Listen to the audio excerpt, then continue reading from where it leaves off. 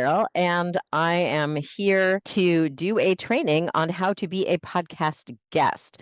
Casey is lurking in the background, who is doing her own podcast, which obviously is the other way to play it. But I did not feel like I had the bandwidth or wanted to kind of make the commitment of doing my own podcast.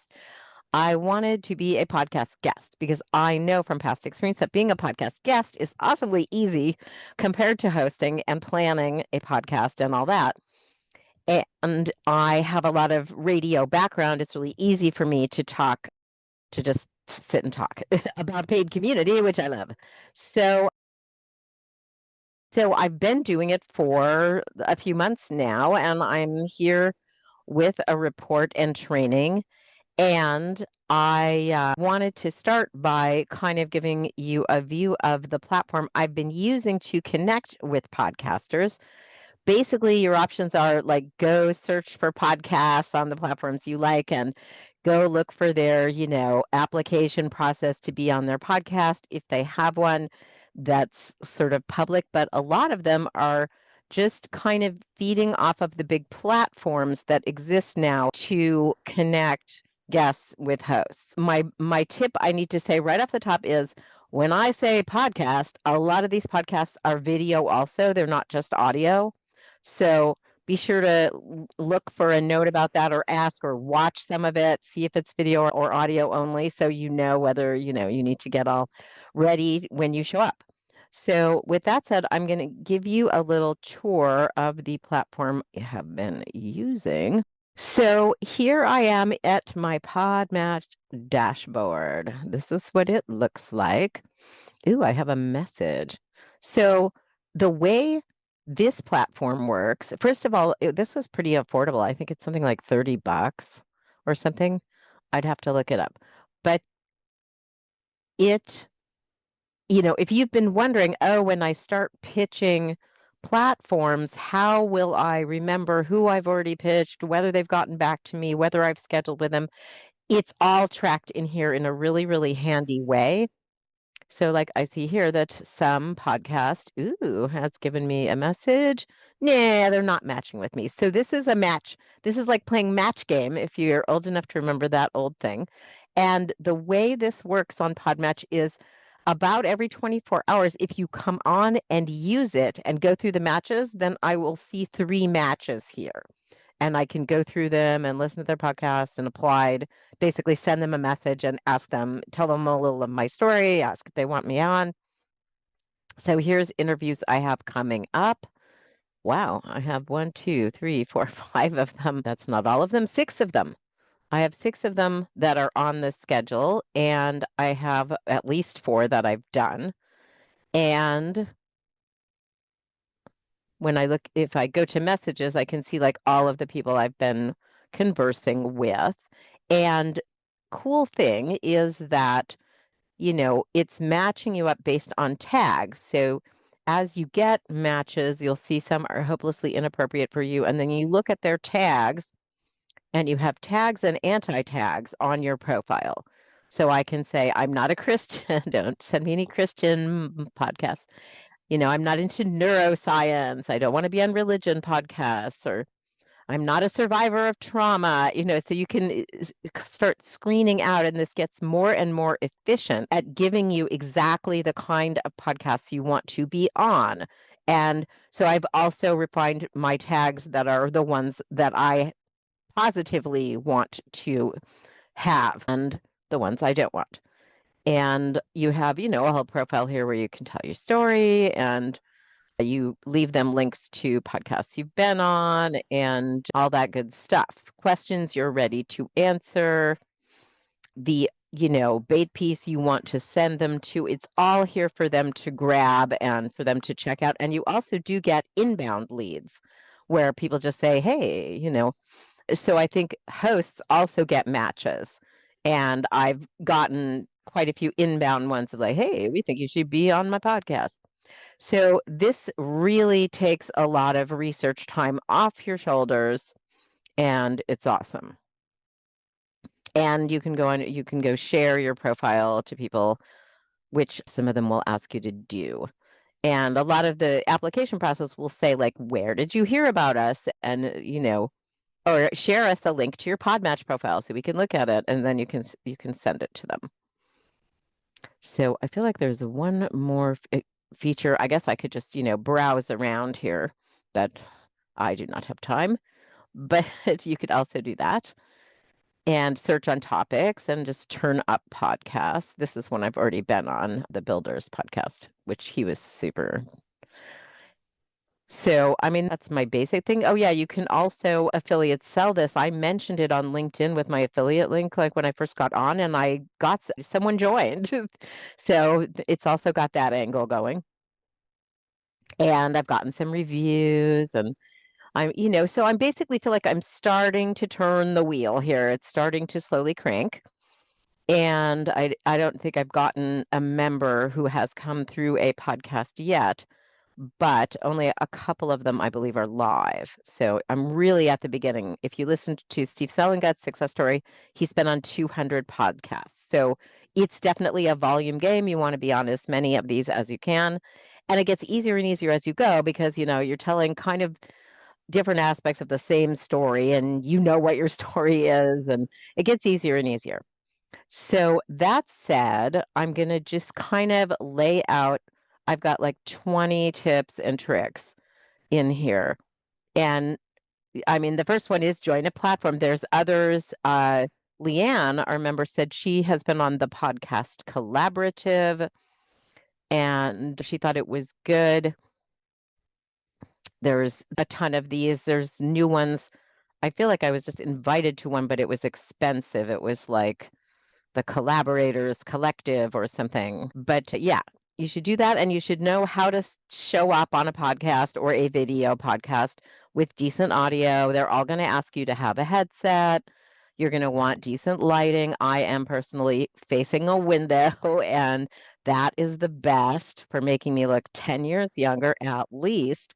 And, use the filters. You make yourself look good if you're showing up on a video podcast. And we have a video about that I'm going to link in this training that's already in one of our modules. So that's tip number one, join a platform. Tip number two is podcasts are not all created equal. They range from, long established hundreds of episodes to like they started this week and, big name people. Like I keep getting served John Lee Dumas's Entrepreneurs on Fire, or I'm sure there's no way he's having me on his podcast. So you have to think about sort of who to aim for and that you might have a shot at getting on. And as you are on more podcasts, obviously you get more cred and it's easier to get on bigger podcasts. Tip number two, get ready to schedule months ahead and wait months for podcasts to appear, especially the more successful they are, the longer out they are planned. So podcasts are not sort of an instant marketing solution, which has been a little frustrating to me, but they are the long game. You just put these in the bank and they're creating backlinks to your site, to your community, to your leads, and they'll that live out there forever. And you're just sort of, it's like a drip drip drip kind of thing. So number four is when you're applying, like, follow instructions. If they say you've got to listen to the podcast first, you do it, use their booking link, do whatever. Tip number five is some require a pre-call. They're not going to just pop on and start recording with you. They're going to kind of talk to you for 15 minutes first. So decide if you're up for that. Some of them skip that and they just dive right in, but a lot of them, the bigger they are, the more likely they will want a pre-call. So just understand that's the reality.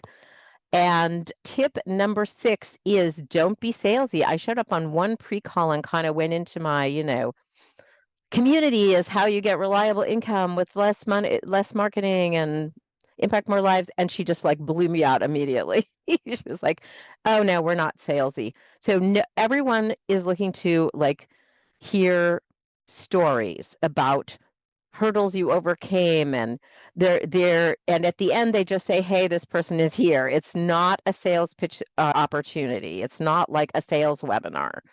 So you get out of that mode. I kind of learned that a little bit the hard way. But she was really nice and referred me to some people.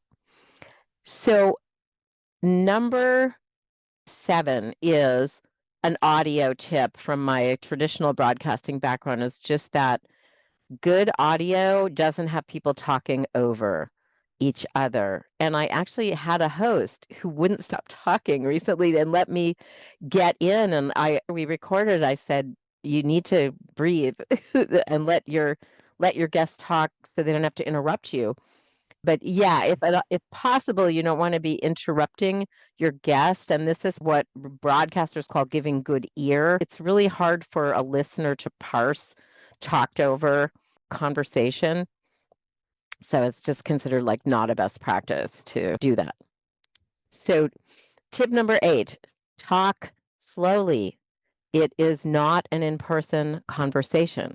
It is talking for people to listen to while they're walking, driving, making dinner, possibly doing other things, and they don't know you. And if it's audio only, they can't even see you. And you want to kind of slow down a little, not too crazy slow, but you want to think about your enunciation and just think about letting people decipher what you're saying so that they get what's going on. So, tip number 9 is to think about what's unusual about your story. This is the big thing I'm learning as I go through a lot of podcasts is that they each kind of have their own angle and slice of your story they're going to want, and they want to know about like the craziest thing you did, the toughest time of your life. What's unusual about your lifestyle? Obviously, I'm leading with the van life because, that's what's different about me.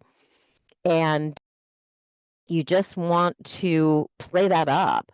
I'm like, at this point, I'm sending my first message is like greetings from my RV. Like I'm just leading with it because they have talked to, in many cases, hundreds of entrepreneurs or mompreneurs or whatever the angle is that you're pursuing. And they're on a constant quest for freshness, for something they haven't had on the podcast before. So think about just what's different about how you had the obstacles you had to overcome. I have my whole story about my husband developed a seizure disorder and I had to become the sole support of a family of 5 and that motivated me to build my first business. And then the whole story of why I decided to not kind of just retire and start Community Growth Academy instead and how I did that.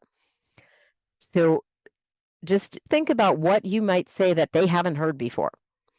So tip number 10 is think about hurdles you have overcome. I guess I kind of did that in 9, but the hurdles you've overcome, it just seems to be in every podcast I'm looking at what they're looking for.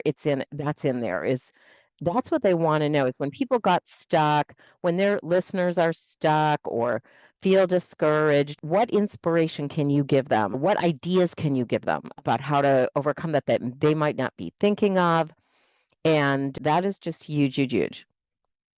So number 11, my tip is like kind of your why. Like, how does what you're doing connect to your passions? There's also a lot in podcasting about your passion driven business and doing work you love and all of that. So think about how you might connect to that theme.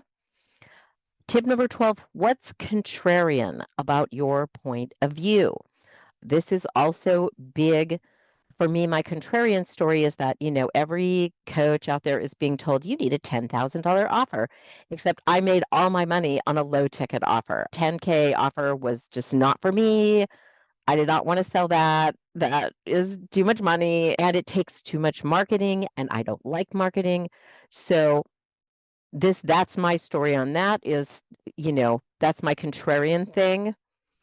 And they love that too. They're looking for people who are going against the grain, doing something different, so hawk that angle if you've got it. So number 13 is to be open to some different recording modes, some different ways of making these. I just did one, Frugalpreneur, where you went in a little audio tool and there were questions and you answered them with audio. And then she goes in later when it's basically asynchronous podcast recording. You go record all your answers, and then she comes in and sculpts the questions based on your answers. So this is kind of a little clever, but you don't get to know them. It's a little odd also. Not great relationship building, but it's efficient, I gather. So, just be ready for like some unusual modes of how they might want to do it. I've also seen other podcasts where they have like four hosts who are all chatting at the same time and you. So it could be a number of things. Number 14 is just show up at your scheduled time or else really don't you'll kill your reputation, especially if you're on one of these platforms. There's actually a button where you can say somebody no showed, and I had a host no show on me and I did it. So just say something. If you can't be on, just shoot them a message, hit the reschedule button, be professional about this. You were trying to build your reputation, not trash it out here. So be professional. My tip number 15 is be ready to be no-showed on, canceled at the last minute, and to cheerfully reschedule. I actually had two podcasts scheduled to go yesterday. I think one was a pre-call and one was the podcast, and they both canceled. So yeah, it's a drag and it's a bunch of time because you're getting all mentally ready, but it's just reality. Some people are flaky or stuff comes up. So just understand that's part of the game. So number 16 is to err on the side of saying yes to podcasts, even if you think their audience isn't a perfect fit for you or whatever. Think about just going for it because every podcast you do is good practice for the next podcast. The more you do it, the easier it gets. I was actually just seeing someone in my network on LinkedIn saying she just went on a podcast. It's horrifying and she was terrified. And if that's you need to do a lot of podcasts to work that out and get comfortable doing it. For me, podcasting is like falling off a log because I've done broadcasting to like a large audience, which is truly terrifying. And to me, this is narrowcasting. Like, I don't know. I feel like I'm sitting in my living room talking to three people. And that's how you should imagine it too. Just don't be intimidated by it and, do whatever exercises you need to do to feel relaxed and kind of calm when you're on it. Prep if you need to, have notes for yourself. I have to say I kind of mostly don't do that. I'm just done so much of this, having done the podcast for Freelance Writers 10, that I'm just kind of ready to roll. But if you think it would help you to have a few note cards, yeah, put them together. Tip number 17 is to take a look at their audience and how many episodes they have. Because if the audience is all in Indonesia or they're just really not the type of people who are your customer, it's maybe a pass. If you think it's really zero effectiveness, then don't spend the time because as you've just heard, they may cancel, reschedule. Each one does take some time out of your life.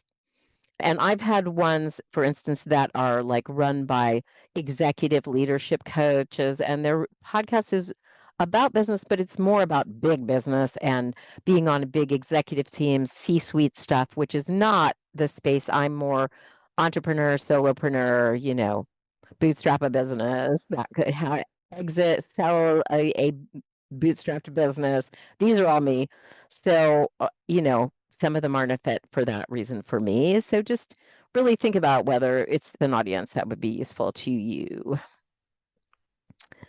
So tip number 18, this is huge, and I sort of wasn't thinking about it when I got started on guesting, but podcast hosts are connections. They're really good connections.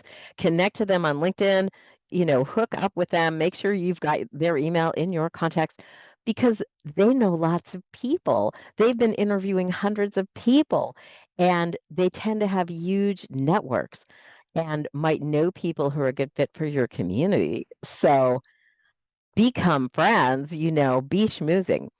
And of the podcasts I've recorded, three of the people I recorded with told me that actually the secret agenda of why they had me on the podcast was that they're interested in starting a paid community themselves. So, my tip is if that happens with you, give them a free pass because they could be really good referrers and you just want them to get in your community and spread the word about it. They could be good affiliate sellers. Yeah, they're your new best friends, not just someone you're recording a podcast with for a day. So, tip 19, some of these podcasts are pay to play. They're they want to charge you to appear, or they may allow you to appear free, but also they have a pay package. I have one of those right now. It's the podcast Cut the Tie, which is about getting out of corporate America. So that's a good fit for me. So he booked me in December. That was the first, like, that's 6 months from now. But if I'd like to skip the line and appear sooner and be in his newsletter to his tens of thousands of people, blah, blah, blah, blah, blah, I could pay him $300. So there's a lot of these offers out there, and some of them are straight pay to play. I think there's not a free option. So this is another decision you have to make if you're in for this or not. So far, I've hesitated to pull the trigger, but I'd say I'm intrigued if it's the right audience and it could be a lot of exposure. You think about you pay for Facebook ads. It's another sort of paid advertising. Um, the problem is I think it's hard to assess the effectiveness. You kind of just have to do it. It's not like a Facebook ad where you can perfect it. You can optimize it over time, right? So, but just know that that's out there. Don't be freaked out or offended. Or some of these people, that's how they make their money. Others have sponsors. Others just earn from their own consulting clients they get off it. So they have different business models, just like we all do. All right, number 20. I guess I've kind of gone over this, but just to repeat, this is a numbers game. Being on many, many podcasts is how you create many possible inbound avenues into your community. So if you decide to do it, don't think I'll go on a podcast and that will be my marketing. It's an ongoing and as many as you can get kind of situation. So that's what I have. And I don't know if anybody else popped on while I'm here. But I'd say my closing tip is just if you enjoy talking, podcasting can be a great form of marketing for you. If it's easy for you, like it is for me, to just hop on and jaw about your career journey and your passion for the community you've built, it's something to think about. I'm spending like a big $30 a month to get connected to podcasts. It's a very low cost. And so far, I'm pretty excited by the potential of it. Well, so I'm wondering if you have any thoughts or anything you want to add as a podcast host, Let anything me to see. say from the other side of the aisle. Do I have any thoughts? I would say the main thing is because I had a guest who she's rescheduled, but she was going to try to do the podcast interview while she was also preparing a birthday dinner for 40 people.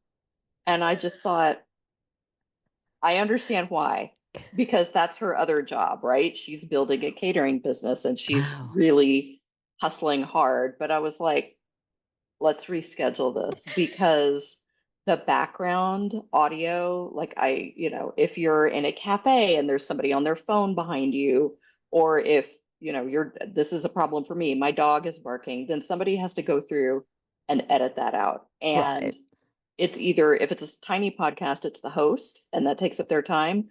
Or if they're like me and they're hiring a producer, it takes money right. because, so I would say just be mindful of that. And yeah, and if you're not going to show up, say something. Yeah, just like everything in business, be professional. I'm Yeah. glad you said that because I think the very first podcast I recorded on this as a guest, the woman, I believe, the host was walking like she had a standing desk. She was like treadmill walking Oh, the whole so you could time. hear the motor. I couldn't hear it. I think it was an audio only podcast, but it was so Mhm. freaky to be around. It was just weird to me that she was like multitasking in that way. It felt Yeah. like, to me, it felt like her focus wasn't totally on it. So yeah, I guess we might add, be really focused and present. Yeah, don't be doing eight other things. Don't check your phone while they're talking. Be Right. fully there. I had a business consultant that I worked with who was so good at this. Like she was so just all there, You could Yeah. tell she was just not doing or thinking about anything else. And you felt so seen, and you want your host to feel that way, like you really care about the success of their podcast. You want Right. this episode to crush it and be one of their most listened to podcasts that they keep promoting. If you're going to show up on it, like be all in and make it a great Mhm. podcast. As you saw in my profile, you're going to give links that people are going to listen to you talking on other podcasts. So make it great because each one is like the audition piece for the next one. Yep. I would For also sure. say that if the host or the podcast producer gives you promo materials, make sure you use them and take advantage of them. If they ask for headshots or branded material that you have to share, share it so that they can incorporate that into the promos. Yeah, so this is It's what's just, thrilling about PodMatch. And I actually wanted to go back on that. On PodMatch, that is all forced on you, essentially.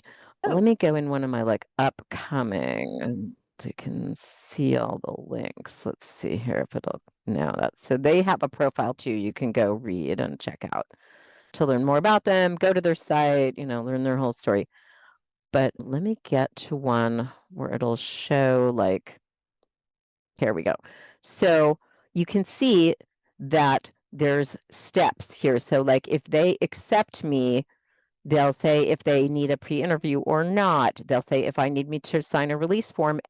It won't let me progress to setting a recording date unless I send the release form and the headshot or whatever else they're asking for.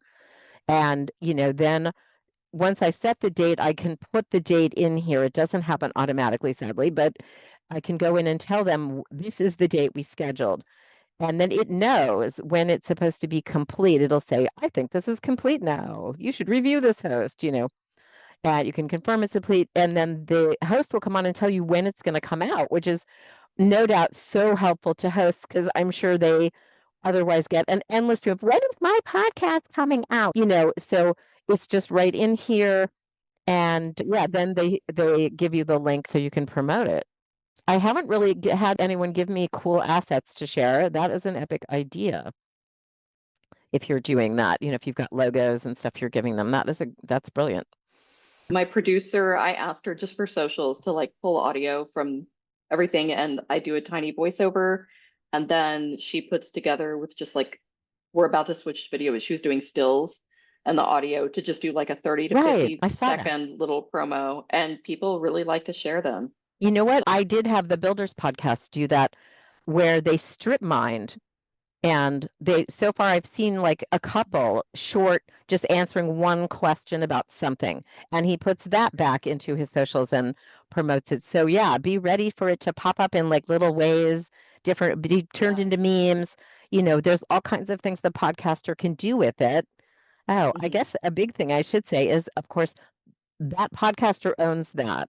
You are giving them some IP and they own it and they can do whatever they want with it. So you need to be comfortable with that reality that you are helping them create a product.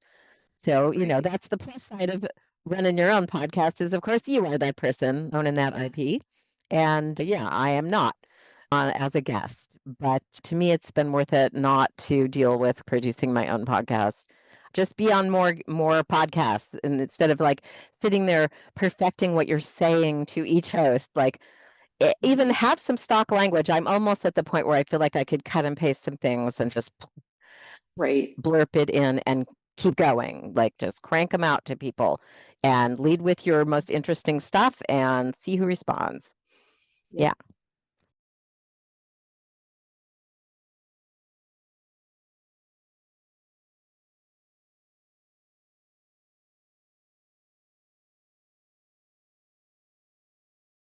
The other thing I've learned is going and being a podcast guest, you really become friends with these hosts and they could recommend people or be someone maybe who could show up. Yeah, I've met some cool people already, and I'm just like at the beginning of my podcast life. I've got about 10 or 15 of them lined up or done. Yeah, I'd really love to get more practiced at podcasts because I have such a fear of going on and completely bombing that I haven't really been able to make myself do it. I did get invited to go on a podcast once, but I didn't do it. I think everyone needs to do the kind of marketing that resonates for them and feels intuitive and easy for them. And for me, I have a traditional broadcasting background. I used to be, live, doing live radio on the most powerful station on the West Coast. So to me, podcasting is like, what are 10 people listening to this? I just feel like I have nothing to lose. I'm totally relaxed, compared to what I used to do. So this has been an intuitive channel for me to do because I'm not nervous. But yeah, I just had someone on my LinkedIn feed saying, I just did my first podcast and it was so terrifying. I was just like, why? It was scary. I don't know. No lives are at risk, I want to point out, when you are broadcasting. And the thing is, Cheyenne, being a guest is so much easier than being a host that it's not even funny. They totally guide you. All you have to do is listen to them. And it's totally okay to be silent. So for you to say, I have to think about that for a second. And you're basically good. And I just remember the first time I ever did this, which was for Bill Balance, an old radio personality in LA. And it was good. I did it in person with him, and he was like, when I point at you, talk, and when I don't point at you, you don't have to do anything. And I was like, this is kind of fun and easy. Like he just tells me, he totally guides me through this whole process. The hard work is on the host side. But also, people I think who are afraid of it, one of the things they make you do on PodMatch is make a list of questions you're ready to answer, topics you are ready to talk about, and they usually pick one of those. So, like, you have a prepared stump speech. I'm like, why is paid community the best business model? The community does some of the work, reliable income, less marketing. I just know my talking points. So you can kind of pre-prep and have a lot of it up your sleeve. You can also have, cue cards up on your screen and work with them.